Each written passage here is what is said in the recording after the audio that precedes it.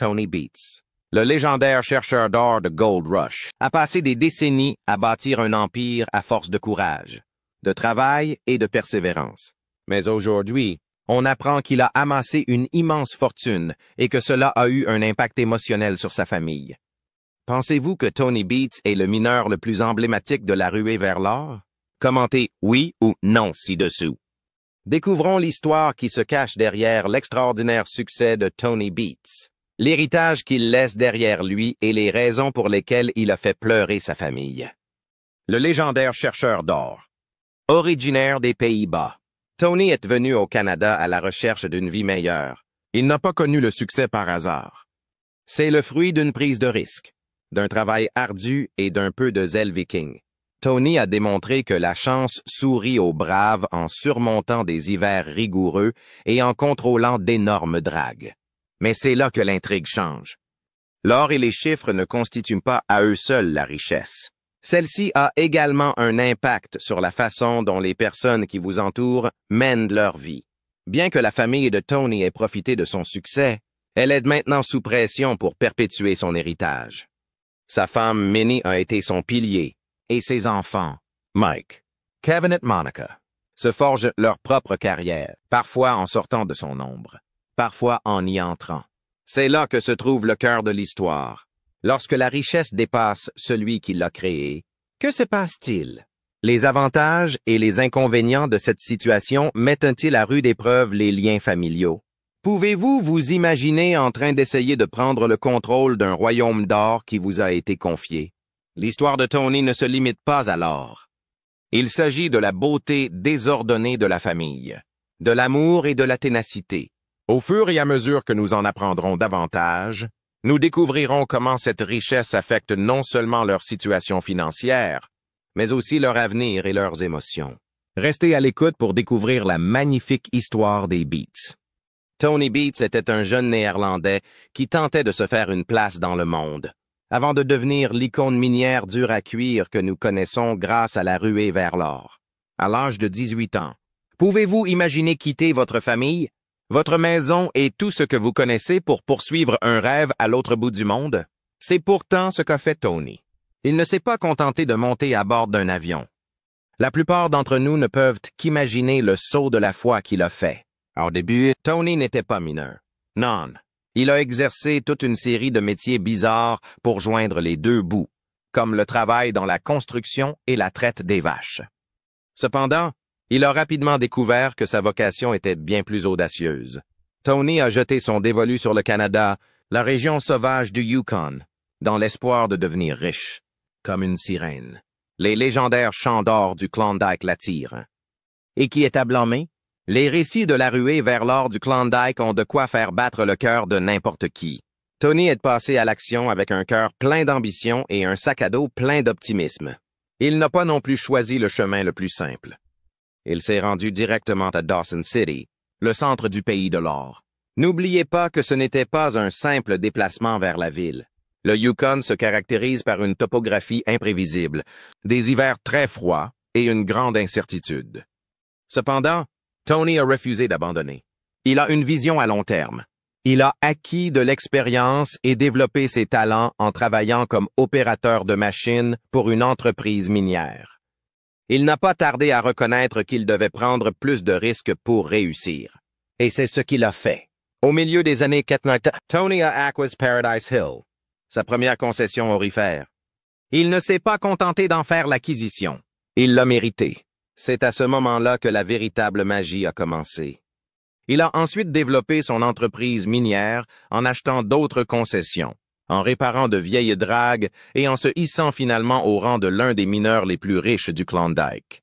Après toutes ces années de dur labeur, d'incertitude et de risques, tout s'est résumé à une chose, la conviction inébranlable que l'on obtient ce que l'on investit.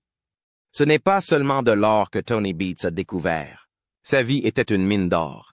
Son parcours, du petit hameau hollandais aux immenses étendues sauvages du Yukon, démontre que l'on peut changer son destin si l'on a suffisamment de persévérance, un peu de chance et beaucoup de courage. Et croyez-moi, l'odyssée de Tony ne fait que commencer. Elle va devenir encore plus fascinante, alors soyez attentifs. Parlons maintenant de l'ascension de Tony Beats vers la célébrité. Il ne s'agissait pas seulement de trouver de l'or, vous savez. Il fallait prendre des risques, travailler plus et penser plus largement que la plupart des gens. Tony ne s'est pas contenté du strict minimum après avoir acheté Paradise Hill, sa première concession aurifère. Non. Contrairement aux anciens, il n'est pas entré avec une pioche et une pelle.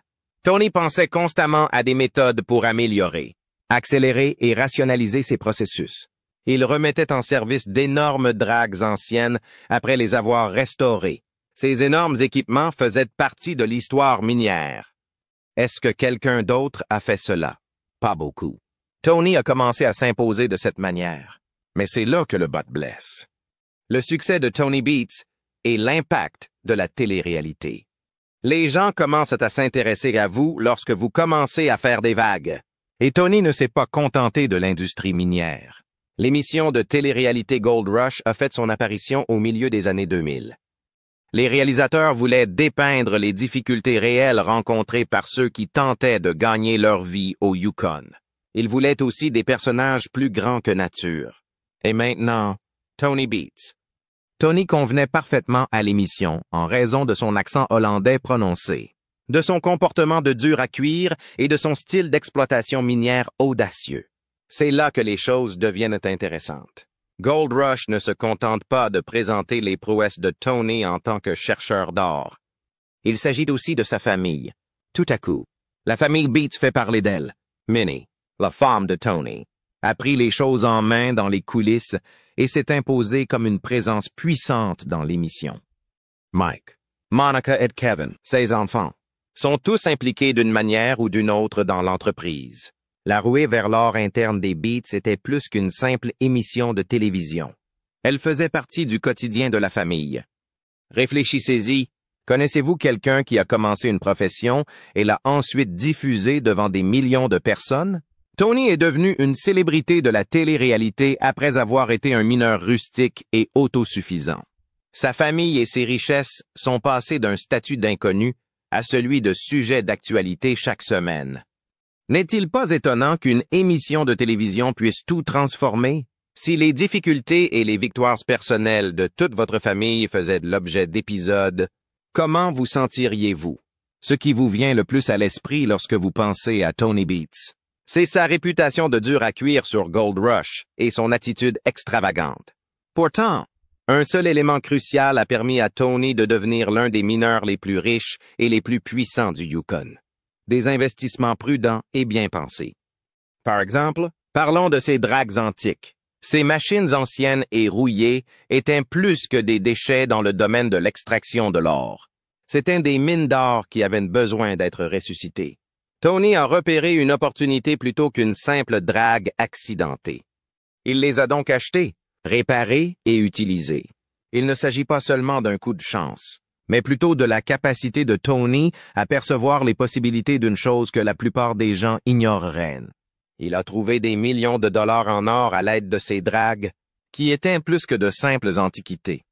Ces dragues étaient révolutionnaires dans un monde où l'exploitation minière est une question de productivité et d'efficacité. Les revendications territoriales de Tony viennent ensuite. Non seulement Tony a acheté une propriété lorsqu'il a acquis ses concessions au Yukon, mais il a également acheté une prospérité future. Laura Bond au Yukon, mais la concurrence est féroce. Faire des choix d'investissement judicieux et acquérir des terres de valeur ne garantit pas une richesse immédiate. Cependant, la capacité de Tony à repérer les gisements lucratifs et à savoir quand frapper est la preuve de son sens aigu des affaires. Les difficultés de la famille Beats. Au fil du temps, sa fortune s'est accrue en même temps que ses propriétés foncières, à l'époque où il joue un rôle majeur dans la ruée vers l'or. Tony Beats est plus qu'un simple mineur, c'est un magnat de l'extraction de l'or. Son empire commercial s'est construit sur les investissements qu'il avait, réalisés des années auparavant et qui ont jeté les bases de sa réussite à long terme, plutôt que sur l'or qu'il extrayait de la terre. Combien de personnes ont l'occasion de réfléchir à leur carrière et de se dire « Oui, j'ai fait le bon choix », les investissements de Tony dans les terres. Les machines et les inventions ont porté leurs fruits à maintes reprises, faisant de lui l'un des mineurs les plus riches du Yukon. Sa réputation dans l'histoire de l'extraction de l'or s'en est trouvée renforcée.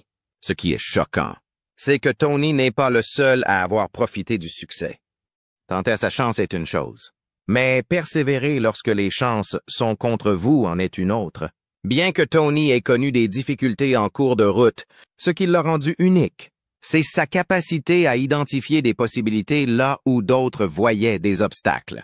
Que se passe-t-il donc lorsqu'un homme atteint non seulement une célébrité modeste, mais aussi une célébrité télévisuelle, avec des millions de personnes qui suivent ses moindres faits et gestes? Le moins que l'on puisse dire, c'est qu'il s'agit d'une véritable montagne russe. Non seulement Tony Beats a connu le succès au Yukon, mais il a aussi connu le succès avec Gold Rush, et de sa famille. En particulier, est confronté à une nouvelle série de difficultés en raison de sa célébrité. Commençons par la femme de Tony, Minnie. Si vous avez vu la série, vous savez que Minnie est la main ferme qui maintient la famille Beats sous contrôle. Elle est l'épine dorsale de l'entreprise. Même si ce n'est pas elle qui opère les drags dans la boue, moins glamour qu'il n'y paraît, Minnie supervise les aspects commerciaux et domestiques de la vie. Imaginez que vous êtes marié à un homme constamment en déplacement, que vous possédez une entreprise d'extraction d'or à haut risque et que vous êtes soudainement propulsé sous les feux de la rampe grâce au programme. Minnie veille à ce que la famille et l'entreprise fonctionnent efficacement, même si cela ne doit pas être une tâche facile. Tous les enfants, Mike, Monica et Kelvin, font également partie de ce groupe. Bien qu'ils aient été élevés dans le mode de vie de la ruée vers l'or, c'est une chose de regarder son père travailler à l'écart. C'en est une autre de participer réellement au travail. Kevin a eu un temps d'antenne important. En plus d'aider son père avec les machines et, avouons cela, de faire face au tempérament irascible de Tony. Monica, quant à elle, a montré à plusieurs reprises qu'elle pouvait être considérée comme un joker. Il est impossible de ne pas remarquer le degré d'indépendance qu'elle possède, malgré le fait qu'elle ait déjà travaillé dans le secteur minier. Quelle est la position de Mike? Mike a toujours été actif au sein de l'entreprise familiale, même s'il a participé à certaines de ses propres activités en dehors du cadre familial. C'est à ce moment-là que commence la partie fascinante de l'histoire. La famille Beats peut avoir à payer un prix élevé pour sa célébrité et son argent, et le processus n'a pas toujours été simple. Même si les caméras montrent une famille heureuse qui travaille dur pour atteindre ses objectifs, la réalité est que les choses ne sont pas toujours ce qu'elles semblent être. Entretenir des relations familiales tout en gérant une importante société minière et en étant à la hauteur de la réputation de Tony est une tâche exigeante qui demande beaucoup d'efforts. Imaginez que vous ayez été élevé par une personnalité de la télé-réalité qui était aussi votre parent lorsque vous étiez enfant. Il faut sans cesse trouver l'équilibre pour réussir à gérer l'histoire que votre famille a produite tout en essayant d'être votre propre personne. Certains enfants Beats ont exprimé le désir de suivre leur propre voie, et on ne peut pas leur en vouloir. Lorsque tout le monde vous connaît déjà comme l'enfant ou la fille de Tony Beats, il peut être difficile de construire votre propre identité au sein de la communauté. D'un autre côté, cela ne signifie pas que le fait de devenir une célébrité ne présente pas d'avantages. La famille Beats a été en mesure d'accroître la sensibilisation à l'industrie minière aurifère maintenant qu'elle dispose d'une plateforme. Les opportunités, la liberté financière, la chance de travailler sur des projets miniers plus importants et plus avancés et, bien sûr, le luxe d'un style de vie que la majorité des gens ne peuvent qu'envisager sont autant de choses qui accompagnent le succès pour ceux qui réussissent. Les sacrifices, quant à eux, sont honorables. Il est impossible de nier le fait que Tony était souvent absent de sa maison parce qu'il travaillait. L'émission met régulièrement l'accent sur les enjeux élevés du secteur minier, même si elle ne transmet pas toujours la charge émotionnelle liée à la gestion d'un empire.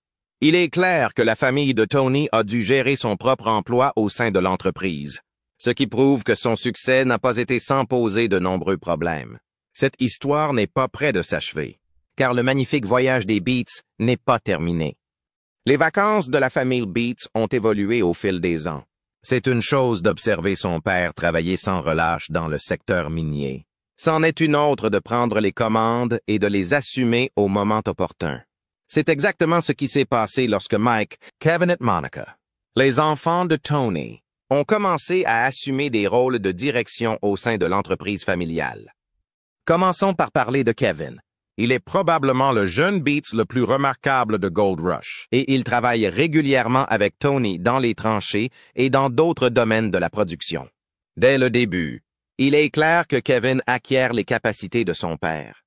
D'autre part, au fur et à mesure que les tâches de Kevin augmentaient, il devenait évident qu'il était plus que le simple bras droit de Tony. Au fil du temps, il a commencé à prendre des initiatives. Cependant, si l'on se mettait dans une telle situation, il y avait des défis à relever. La pression est forte pour qu'il soit à la hauteur de la célébrité de son père. Pour ne rien arranger, les caméras ne facilitent pas les choses. Imaginez que vous vous efforciez de porter un jugement sur votre entreprise, devant des millions de personnes qui observent et évaluent en permanence vos activités. Ne trouvez-vous pas que ce n'est pas si simple? Vient ensuite Monica. De l'autre côté, Kevin est la main ferme, tandis que Monica est le feu follet. Depuis son enfance, elle a toujours été un peu plus indépendante et n'a jamais hésité à remettre en question le statu quo. Il ne fait aucun doute qu'elle possède une mentalité autosuffisante et qu'elle n'est pas toujours intéressée à faire les choses à la manière de Tony. Mais c'est tout ce qu'il y a. Au cours de cette nouvelle phase où la prochaine génération sera en charge de l'entreprise familiale, elle apporte des idées neuves et son point de vue peut s'avérer essentiel pour le succès futur de l'entreprise. Mais il y a un petit hic. Le fait d'appartenir à une famille qui a une histoire aussi longue et illustre rend difficile la tentative de construire son propre chemin dans la vie. À ce stade, la majorité d'entre nous ne peut même pas commencer à comprendre le délicat exercice d'équilibre auquel Monica a dû se livrer entre ses propres objectifs et la marque de la famille Beats. Un autre exemple est celui de Mike. Mike est tout aussi impliqué dans les coulisses que pendant le spectacle, car il est plus réservé pendant le spectacle. Bien qu'il fasse partie de l'organisation depuis plusieurs années, il a, tout comme Monica, eu sa part de défis à relever. Lorsque vous êtes au centre de l'attention, vous vous sentez obligé d'aller au-delà de ce que l'on attend de vous. Travailler pour son père est une chose. Mais quand on est le centre de l'attention, Mike continue d'apprendre les ficelles de l'industrie minière, ce qui signifie que sa fonction devient de plus en plus cruciale au fur et à mesure que l'entreprise se développe. Mais pour l'instant, soyons honnêtes. Une famille de télé-réalité et les difficultés de l'extraction de l'or. Pour devenir la nouvelle génération d'une famille de télé-réalité, il ne suffit pas d'avoir des lingots d'or et de naviguer sans encombre. Bien que la célébrité ait deux facettes. D'une part, elle donne aux gens l'occasion de briller et leur ouvre des portes et des opportunités. D'autre part, toutes les erreurs sont mises en lumière. Chaque décision est remise en question et chaque action est examinée dans les moindres détails. Si vous y réfléchissez bien, vous vous rendrez compte que la gestion d'une entreprise d'extraction d'or exige une concentration constante, la capacité à faire fonctionner des machines, à travailler pendant de longues périodes à des températures inférieures, à zéro et à prendre des décisions difficiles sur le champ en sont autant d'exemples. Néanmoins, lorsque vous incluez une équipe de tournage, il y a toujours le fardeau supplémentaire de travailler pour le monde entier sur vos épaules. Il y a une chose que Tony Beats est, et c'est le mineur brutal et vétéran. Le fait qu'ils cherchent encore à développer leur propre identité tout en vivant dans l'ombre de leur père est une chose. Être Mike Beats, Monica Beats ou Kevin Beats est une situation tout à fait différente. Si vous étiez dans leur situation, comment géreriez-vous le stress lié au fait de travailler pour une entreprise familiale populaire dans la communauté? Cela pourrait être trop lourd à gérer pour vous? Ou seriez-vous enthousiaste à l'idée de travailler dans une telle entreprise? À quoi cela ressemble-t-il d'avoir une entreprise familiale tout en répondant aux exigences d'une émission de télé-réalité? J'imagine que c'est vraiment épuisant. Ces responsabilités ne sont plus seulement assumées par Tony, mais aussi par ses enfants. C'est à la fois un privilège et une responsabilité pour la famille Beats de s'acquitter de son obligation de préserver l'héritage de Tony. Imaginez un instant qu'on vous donne les clés d'un royaume de chercheurs d'or et que vous soyez conscient du sang, des larmes et de la sueur qui ont servi à le développer. Si l'on considère que le monde entier est en train de regarder, Cela fait beaucoup à assimiler. Au fil des ans, des conflits familiaux ont été décrits à l'écran et derrière le micro. Les débats de Monica sur la procédure à suivre. La lutte de Mike pour établir sa position dans l'entreprise et les efforts de Kevin pour se montrer à la hauteur. Des attentes de son père ont tous contribué à créer l'image d'une famille qui lutte pour faire face au poids de son nom. Certains événements importants ont obligé la famille Beats à réfléchir à son parcours. Par exemple, lorsque Tony s'est vu infliger une lourde amende pour avoir exploité une drague sans permis, ce qui a plongé toute la famille dans un état de panique, ou lorsque des conflits familiaux et des pertes personnelles ont fait surface, nous démontrant que même les mineurs les plus travailleurs peuvent subir un stress émotionnel en raison de la difficulté de leur travail. Ces événements ont mis leur cohésion à l'épreuve et les ont amenés à se demander laquelle de nos deux entreprises les plus importantes, notre relation ou notre entreprise, est la plus importante. Vient ensuite le défi de l'équilibre entre les exigences du travail et les responsabilités familiales. Il a été démontré que même les familles les plus intimes ne s'entendent pas toujours lorsqu'elles travaillent ensemble. Il est inévitable que des désaccords surgissent lorsque la notoriété, la richesse et les difficultés liées à la gestion d'une entreprise valant plusieurs millions de dollars sont réunies. Comment prendre des décisions quand chaque choix a le potentiel d'affecter non seulement votre réussite financière, mais aussi les relations que vous entretenez avec les autres? Il suffit d'un faux pas dans cette danse délicate pour que tout s'écroule.